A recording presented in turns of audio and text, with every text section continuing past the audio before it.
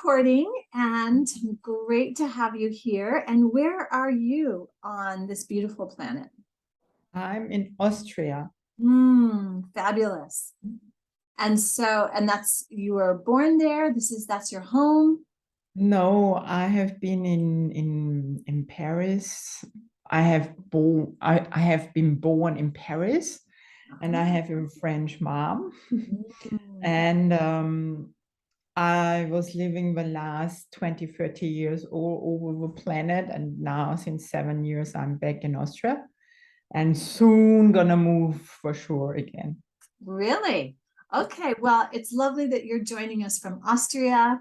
And I would love to know more about your O. Is that what it is? So I don't know a lot about it, and I would love for you to just share from your heart a brief story and telling us about your journey of how you came to create this and how you serve the world. So what I'm just proud. I just got my book out, my first book out today. It just came here. It's going to be out in 3 languages, The Soul on Fire, which I'm really exciting. It's like birthing a baby for me. So, and that's great for like kind of 20 years being on my journey and now bringing my first book out. It's so fun. And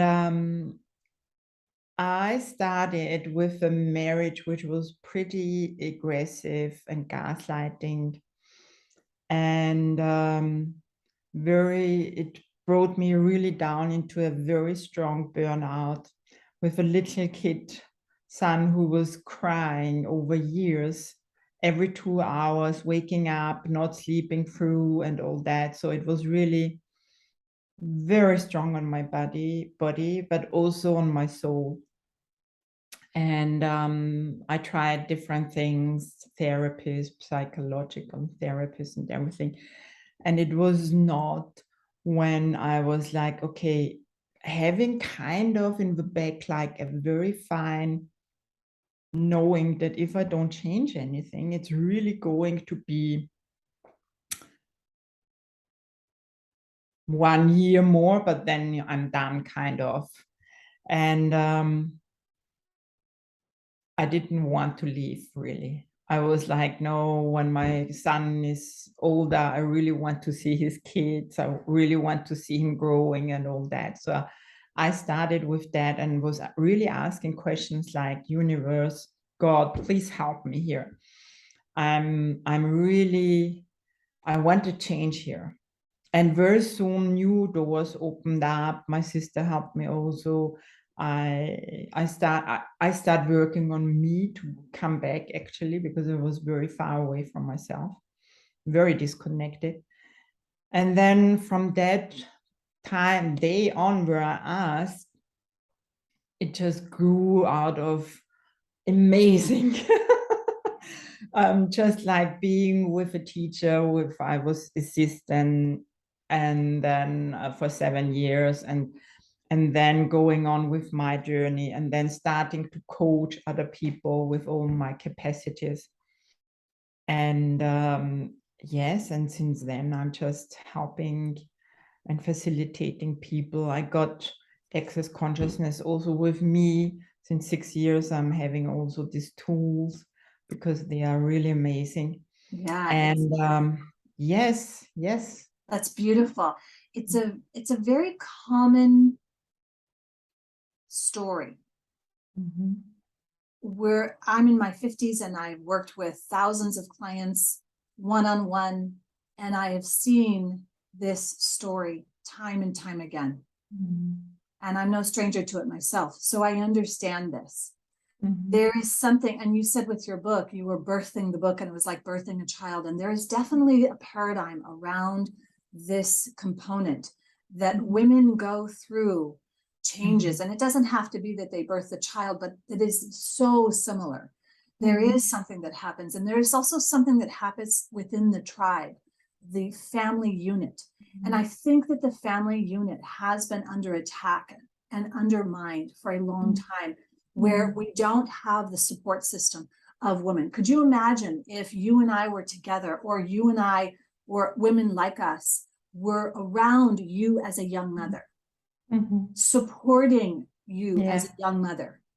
That is how it should be. That is how it has been in the past with cultures and tribes, and we have been undermined in this way, in a big way.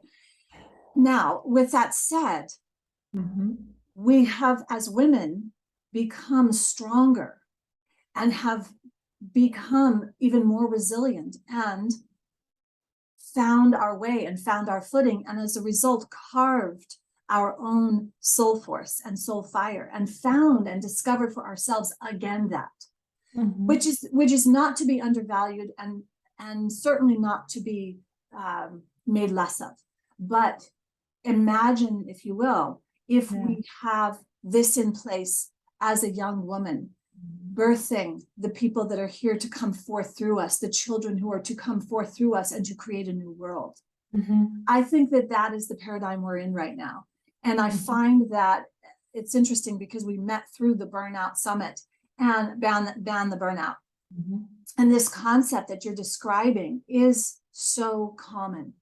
And that we find our way. And I love that you found your voice and are able to express it through a book and share it with people, because as we do, I mean, that's how I've found my way, right? Finding my journey through that, and have discovered, and then can mentor and support those that are coming up through this, because there's another stream that's going through that's undermining the woman's natural essence and the feminine life force that is within us. The feminine and the masculine. It doesn't mean female, male. It means feminine and masculine energy, which is that divine energy that creates this beautiful essence.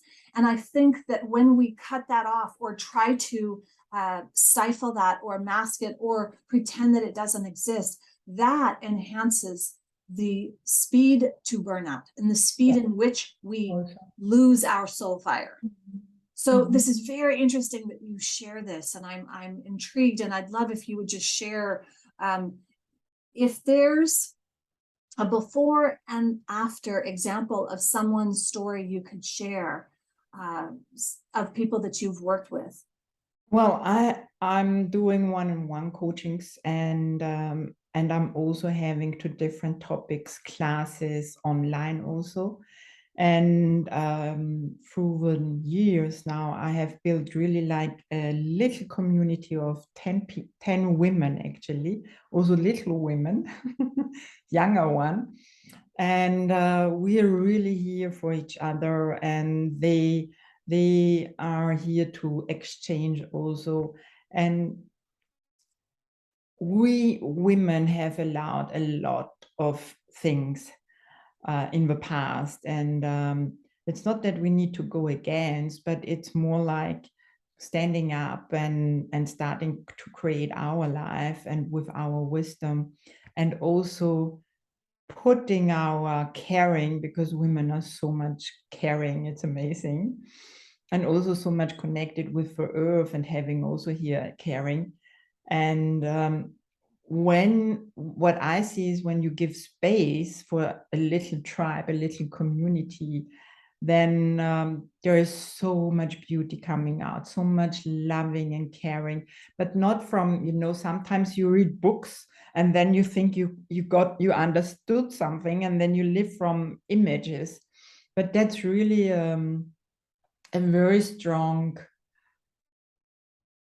integration which happened also over the years working with me, and it's their essence which they are starting to live in this tribe and community. And you asked me for before and after. So mainly the people come to me like, oh, relationship is not working, what can I do? But very soon after all that going through, actually it's they are hungry, and they come actually really to me to really get into their power, in their potency, in their own wisdom, and what they know. Because for me, everyone knows something very individual. Like, you have something special, and I have something special, and I always see the world, if everyone is living this special thing, then we have a big pot of wisdom, and this brought together is a big light and a big contribution to everyone. And it's also very often fun when you live what you know and is not so much out, and it's really yours. It's really coming from your heart. And Yes, yeah, I agree 100%. I think that that is very key. And I think that the experience of being in the tribe, being in, because we, as nature has us, we survive better in that tribe, but a healthy tribe, one that's based on integrity and high values and truth and hope and vision and perspective and growth and honoring the individual, not that it's all for the group or all for a certain, it's every individual is unique and a light and beautiful. And let's honor that. We don't want to put everybody into these boxes and stick them in a box and they need to do this and learn. We want to, as Khalil Gibran, right? We want to light their fire, not right. We don't want to tell them what to think. We want to show them how to use their soul fire and bring this forth to the world. Yes, this totally correlates to burnout. Everything we're saying is the antithesis to burnout, and why we have a world and an epidemic of burnout from little ones to because they're not tapped in and turned on by their own life force. And you said power. I work with the powerhouse, right? So that's just the terminology, from physical powerhouse to the mental powerhouse to the heart, all of that, and being in alignment. Doesn't matter what words we use or how the nomenclature is we express, it is still that divine essence within us and that truth that we see within each other. And some are not going to get it. They're just not. And that's okay too. But those that are here, as you said, you create a small group. You know, I work one-on-one and semi-private now. I used to do very large groups. And I find that there's so much confusion out there within the group. And the group think can also take on a mob mentality that is dangerous. And that is where we have to come back to our center and come back to our truth. And that can really help restore and be a balm on the heart of this confusion that's been perpetuated on us. So I am really excited to know that you're in the world doing your work. And I wonder if there is one thing that you could share with the audience that would be, what's one thing that they could do today that might help them turn around a situation, a circumstance that feels a little bit overwhelming? What could they do from your perspective? For me, what really helps right away is like, because we are so much aware of everything, and sometimes we take what we are actually aware of, other people, other bodies, also from the world, or we take it as it would be ours. And when you feel overwhelmed, or you felt really nice and loving, and suddenly there is something, you know, like you don't feel yourself anymore, like really you. And then you can just ask the question, if it's really yours, is it really mine? And have a look if it something is wide in you and expanding and even sinking you in, then it's a yes. And if it's got contracted and it's like heavy, then it's a no from your body. Because I work a lot with your own, with my body wisdom, not so much with my head, because this is getting caught up with everything, but really listening to body wisdom and the heart wisdom. And the first thing when you are overwhelmed, just ask this question, is this really mine? Overwhelmness for me, how I look at that, is more like a distraction implant than where we want to go, because it's very common also, but it's really disempowering us. When we go this road, then we get even stronger disconnected, and we don't have any choice really to change something or to create different here. And breathing in and being with this, what's really going on, and not judging and interpreting, but really just asking this lovely, easy question, and then just sending it back to all the senders with consciousness attached, because that's a beautiful gift that you have here. And send it back so other persons can get more aware of or more conscious about what's going on with them. And it doesn't matter if it's overwhelmness, anger, jealousy, something going on in your head suddenly, which doesn't mean sense. So just send it back with total consciousness. I love that. I love that. Thank you. And what that requires is for them to be the conscious observer. Because when you step into that space of being the conscious observer, instead of it being that reactive, it means this, it's me, you're stuck in it. That space that you've just described is allowing for you to be that conscious observer and recognizing and being in that space of gentleness with yourself to check in. Just like with a toddler, just like with that infant who's crying all the time. Instead of reacting, I can't, you take that moment and you breathe with them and you see, oh, I see you're hurting. I see you're sad. I see you're angry. I breathe in with you. Or so this is that compassionate connection with yourself. And I love that you expressed that. That is definitely a first step towards major breakthroughs right there, as we uncover the truth of ourselves. And a lot of us haven't taken the time to find that truth within ourselves. And it takes just a moment. It takes that breath. It takes that breath. And I love that. Thank you so much for sharing such great wisdom. Is there anything you'd like to share with our readers, that how they can get a hold of you and where they can find out more information about you? Yes, I can. I would send you all that, because I'm not so good in speaking all that out in English. Okay, great. I will make sure we share the links when I share this. I can send you all that also, where they can pre-order. Fantastic.